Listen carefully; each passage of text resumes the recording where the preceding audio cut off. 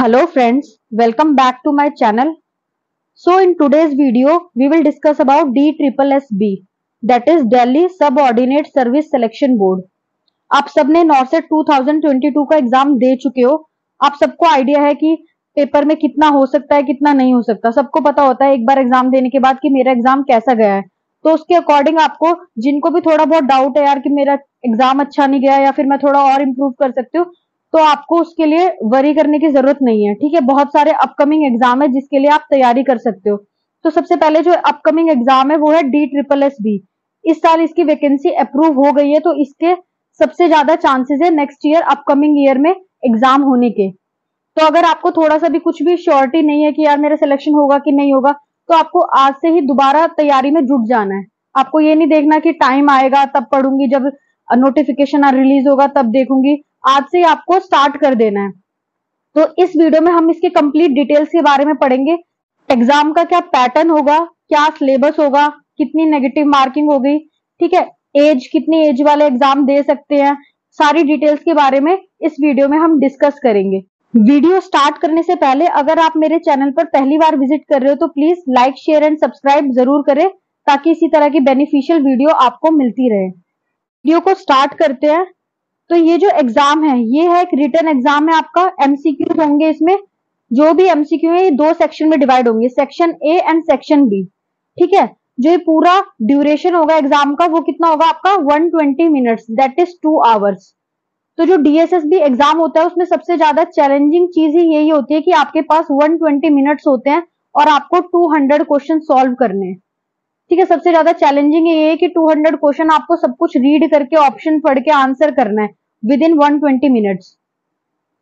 Next, there will be negative marking in this exam, that is 0.25। ठीक है, negative marking कितनी है 1/4, that is अगर आप 40 क्वेश्चन अगर आपके रॉन्ग होते हैं देन आपके 10 मार्क्स डिडक्ट होंगे।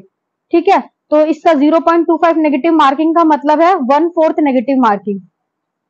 Next is visually handicapped candidate will get 40 minute extra on top of 2 hour duration of exam। ठीक है, जो भी विजुअली हैंडीकैप है इनको क्या मिलेगा, 2 आवर ड्यूरेशन के बाद भी 40 मिनट्स एक्स्ट्रा दिए जाएंगे। Next point is the exam question paper will be bilingual. Bilingual means दोनों लैंग्वेजेस में अवेलेबल होगा, that is Hindi and English.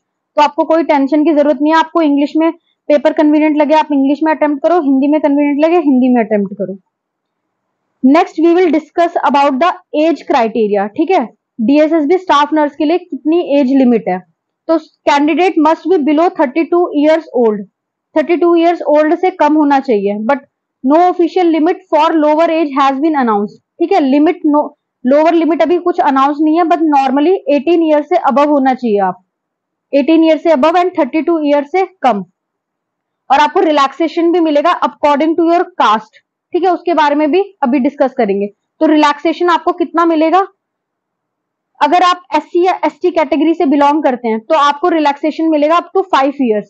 ठीक है, नॉर्मली 32 इयर्स से बिलो आप होने चाहिए, बट अगर आप ST कैटेगरी या SC कैटेगरी से बिलोंग करते हैं तो 5 इयर्स एक्स्ट्रा मिलेंगे, दैट इज बिलो 37 इयर्स।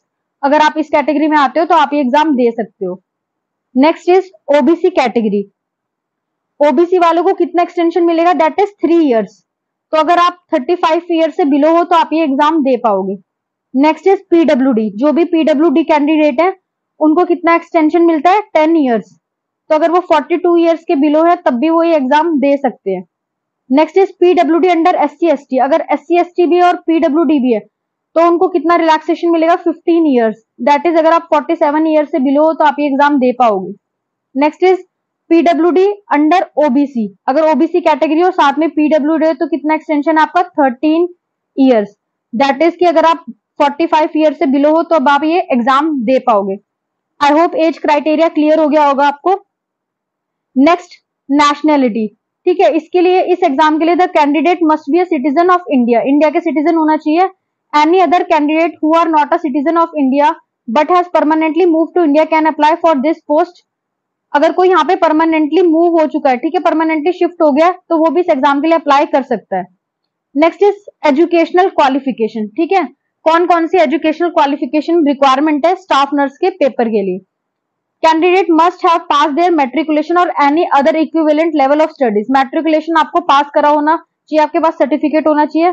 इसके बाद candidate must hold A grade certificate, ठीक है, आपको नर्सिंग काउंसिल से ए ग्रेड सर्टिफिकेट मिला होना चाहिए।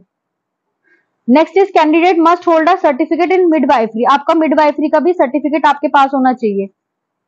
Candidate must know how to speak Hindustani fluently, ठीक है, आपको हिंदी लैंग्वेज अच्छे से बोलनी आनी चाहिए।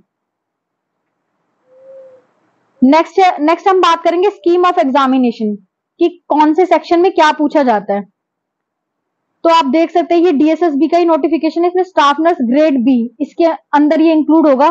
तो जो आपका ये एग्जाम होगा ये कितने मार्क्स का होगा, 200 मार्क्स का, और आपको कितने मिनट्स मिलेंगे, 2 आवर्स, दैट इज 120 मिनट्स। ये ही चैलेंजिंग है आपको कि 120 मिनट्स में आपको 200 क्वेश्चंस अटेम्प्ट करने हैं। और जो अब नई पॉलिसी है, नई पॉलिसी के अकॉर्डिंग क्या है, section A and section B. Section A में आपको क्या क्या मिलेगा, जनरल अवेयरनेस, कितने question, 20, general intelligence and reasoning ability, इसके भी 20 question, arithmetic and numerical ability, इसके 20 question, test of Hindi and English language, ठीक है, इनके 20, और जो आपका मेन सब्जेक्ट है दैट इज नर्सिंग, ठीक है, नर्सिंग का आपको कितने क्वेश्चन मिलेंगे, 100। तो टोटल क्वेश्चन कितने हो गए, 200, और टोटल टाइम आपको कितना मिल रहा है, 2 आवर्स, ठीक है। तो पर क्वेश्चन के लिए आपके पास कितने 36 सेकंड्स अवेलेबल होंगे, आपको उसके अंदर अपना पेपर कंप्लीट करना है।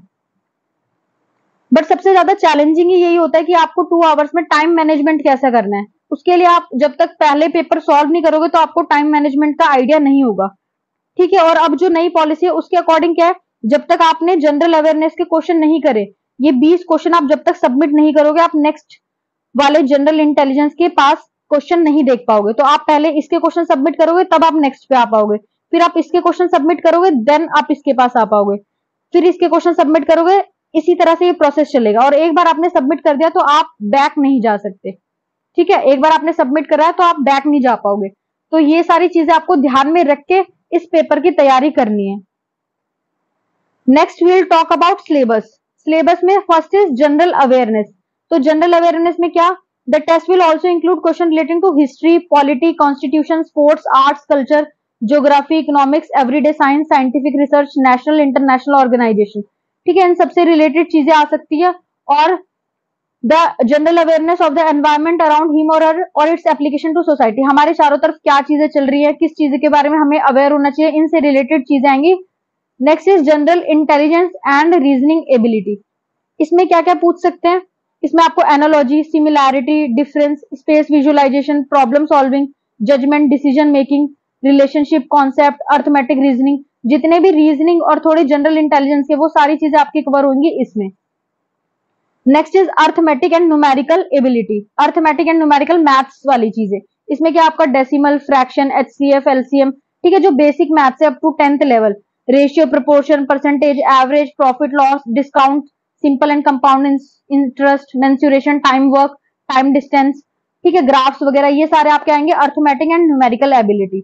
Next is Hindi and English language. तो हिंदी और इंग्लिश लैंग्वेज में क्या है आपका वोकैबुलरी आएगी, ठीक है, हिंदी में भी पूछते हैं कि वर्तनी शुद्धिकरण करो, उसमें क्या होता है आपको करेक्ट वर्ड ढूंढना है कि 4 वर्ड्स दिए होंगे, आपका कौन सा वर्ड करेक्ट है। ग्रामर, सेंटेंस स्ट्रक्चर, एक सेंटेंस में आपको मिस्टेक ढूंढनी होगी, ठीक है, सिनोनियम्स, एंटोनियम्स, ठीक है, एक ही सिमिलर वर्ड के मतलब, ठीक है, और एक करेक्ट सेंटेंस में कहां पे कौन सा वर्ड यूज करना है, ये इंग्लिश और हिंदी में आपको दोनों में ही पूछे जाएंगे। नेक्स्ट होगा आपका सेक्शन बी। सेक्शन बी में मैंने आपको बता दिया 100 क्वेश्चन होंगे आपके पोस्ट के स्पेसिफिक, दैट इज नर्सिंग के। नेक्स्ट अगर आपको फर्दर जनरल इंग्लिश का भी डिटेल में देखना है तो आप इसमें क्या क्या इंक्लूड करेंगे, substitution, synonyms, antonym, sentence completion, preposition, transformation, active passive voice, spotting error, passage arrangement, idioms and phrase sentence, para completion, spelling test, joining test, fill in the blanks, error correction, ठीक है। तो जितनी चीजें जो normal है ये सारी चीजें इंक्लूड होगी आपकी इंग्लिश में। एप्टीट्यूड में क्या आपका area, time, distance, problem on trains, odd man out, number और एज पे, पाइप्स पे, time and work, ratio, proportional, simple interest, probability, average, problem on LCM and HCF, problem on number, compound interest. तो maths का जितना भी 10th level तक का basic है वो सब आपका इसमें पूछा जाएगा, ठीक है। बोट एंड स्ट्रीम, बोट चल रही है, रिवर के फ्लो दूसरी तरफ, इस टाइप के question, simple equation, linear equation type का, ठीक है, क्वाड्रेटिक, इंडेसिस, मेंसुरेशन, परसेंटेज, ये सारी चीजें आपकी इंक्लूड होंगी। रीजनिंग में आपको पजल्स, लॉजिकल रीजनिंग, ठीक है, थोड़ा बहुत नॉन वर्बल, ये सारी चीजें इंक्लूड होंगी। जनरल नॉलेज में मैं आपको ऑलरेडी बता चुकी हूँ, बेसिक जीके आएगी आपका, ठीक है, जो डेली हो रहा है आजकल, आपको सराउंडिंग में अपडेट रहना है उससे, तो जनरल नॉलेज के उससे अकॉर्डिंग आपके क्वेश्चन हो जाएंगे। जो पार्ट बी है, पार्ट बी में आपको आपके पोस्ट के स्पेसिफिक 100 क्वेश्चन मिलेंगे, ठीक है। तो जो चैलेंजिंग है इसमें 100 क्वेश्चन आपके सबके सब स्टूडेंट 100 क्वेश्चन करेंगे। दो जो चैलेंजिंग है वो है सेक्शन ए। अगर आपने सेक्शन ए में अच्छे से परफॉर्म करा है तो आपका सिलेक्शन 100% हो जाएगा। मेन आपको भी ध्यान देना है सेक्शन ए पे। सेक्शन बी सभी पढ़ेंगे, 100 क्वेश्चन जो है वो आपके हैं। और जो ये वाले 100 क्वेश्चन आते हैं, ये उतना एनक्लेक्स वाला लेवल नहीं होता जितना नॉर्सेट या दूसरे एग्जाम्स में पूछा जाता है। इसका लेवल थोड़ा कम होता है एज कंपेयर टू अदर। तो इसी के लिए मैं अब नेक्स्ट क्लास में previous year DSSB paper solve करवाऊंगी, ठीक है। उसकी नोटिफिकेशन सबसे पहले आपको मिले तो आप मेरे चैनल को सब्सक्राइब जरूर कर लेना। आई होप ये वीडियो आपके लिए बेनिफिशियल रही होगी। अगर आपको ये वीडियो अच्छी लगी हो तो please like, share and subscribe जरूर करें। Thank you.